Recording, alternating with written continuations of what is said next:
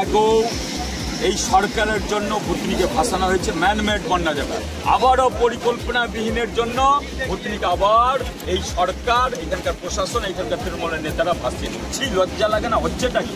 ভুতনিবাসীর সঙ্গে প্রতারণা করা হচ্ছে, দ্বিচারিতা করা হচ্ছে, ভুতনিবাসীকে দুর্দশায় ঠেলে দেওয়া হচ্ছে। গত বছর ঠেলেছিল, এবারও ঠেলে দেওয়া হচ্ছে। 1,35,000 বাঁধ আপনারা দেখতে পাচ্ছেন এখানে, 1,35,000 বাঁধ আজকে জলের তরে চলে আসে। এখনো দেখতে পাচ্ছেন ওইখানে ওরা কি করছে, বাঁশের কাজ করছে।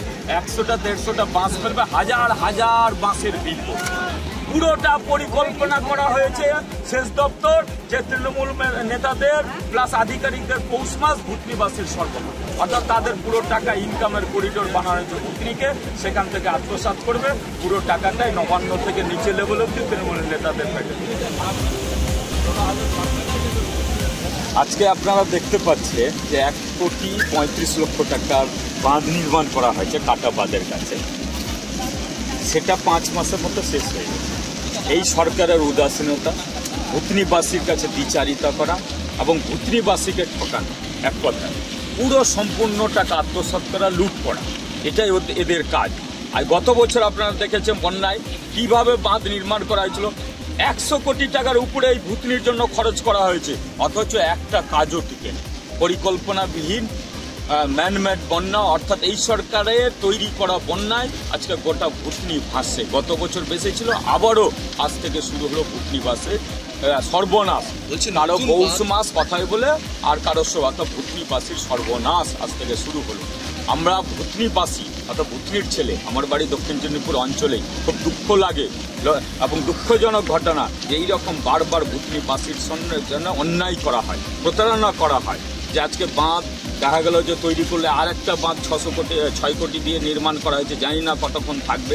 এর যেটুকু টাকা খরচ করা হয়েছে এর স্থায়ী সমাধান হয়ে যেত। আমরা দেখেছি যতদিন বিভিন্ন জায়গায় ক্ষমতায় থেকেছে, এই অবস্থা দেখেনি ভুতনি, দুঃখ লাগে খুব।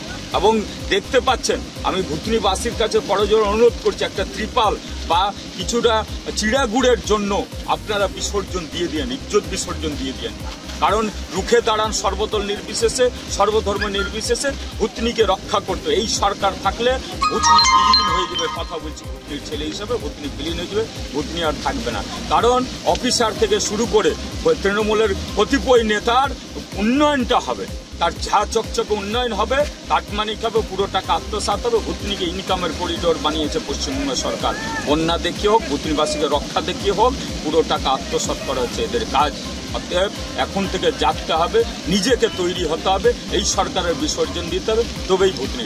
হচ্ছেটা কি ভুতনির জন্য? হচ্ছেটা কি? পরিকল্পনাবিহীন বাঁধ তৈরি করা হয়েছে। আমি অনেকবার এসেছি, দেখেছি, এরা দিয়ে মিটিং করতে গেছি ভুতনিবাসীর সঙ্গে, কিন্তু দেখেছি পরিকল্পনাবিহীনতে অনেক নিচু করেছে, আবার জল ঢুকবে। আর সেই দেখলেন যে ভুতনিবাসী দেখতে পাচ্ছে আবার জল ঢুকছে।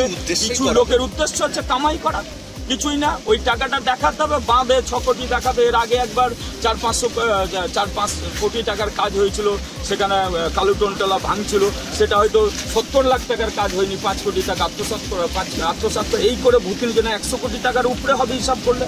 তা কোথায় গেল? কংক্রিটের স্থায়ী সমাধান হয়ে যেত ভুতনির এইখানে।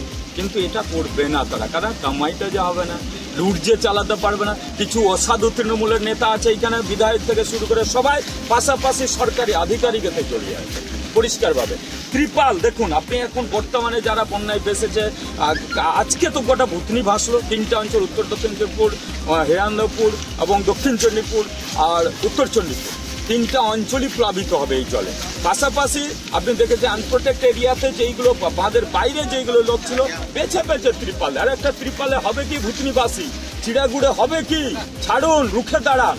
আমি বলছি করজোড়ে আপনাদের সাথে আছি, পাশে আছি, আপনাদের কথা দিচ্ছি, জায়গায় গেলে ভুতনি কোনোদিন ভাঙবে না। আজকে এই ভুতনির মাটিতে কাটা বাঁধে দাঁড়িয়ে বলছি, ভুতনি কোনোদিন ভাঙবে না। সর্বধর্ম নির্বিশেষে সকলকে অনুরোধ করছি, আপনারা জাগুন। কারণ দেখতে পাচ্ছেন যে পরিস্থিতি আছে ভুতনির রক্ষা করতে গেলে এই সরকার লুটবে আপনাদের, আর সেটাই করছে। আজকে ত্রিপালের রাজনীতি করছে, বেছে বেছে নিজের লোককে দিচ্ছে, নিরীহ সাধারণ লোক পাচ্ছে না, চিড়াগুড় পাচ্ছে না। এই চলছে ভুতনির প্রস্তুতি, আর তারা সহ্য করে বুঝে আছে। রুখে দাঁড়াতে হবে, পাশে আছে, আমরাও সাথে থাকে ভুতনিকে রক্ষা করবো। বাস ফেলা কিচ্ছু না, 100টা বাস ফেলবে, 10,000 বাসের বিল পড়বে। আপনারা কেন করতে দিচ্ছেন? আমি ওপরে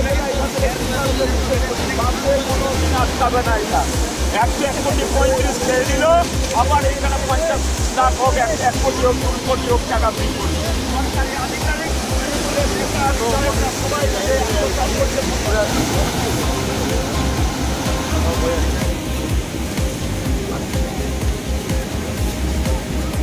আমাদের ভিডিও ভালো লাগলে লাইক এবং শেয়ার করুন। কমেন্ট সেকশনে গিয়ে জানান আপনাদের মতামত। আরও ভিডিও পেতে আমাদের চ্যানেল সাবস্ক্রাইব করুন এবং প্রতি মুহূর্তে খবরের আপডেট পেতে প্রেস করুন বেল আইকন।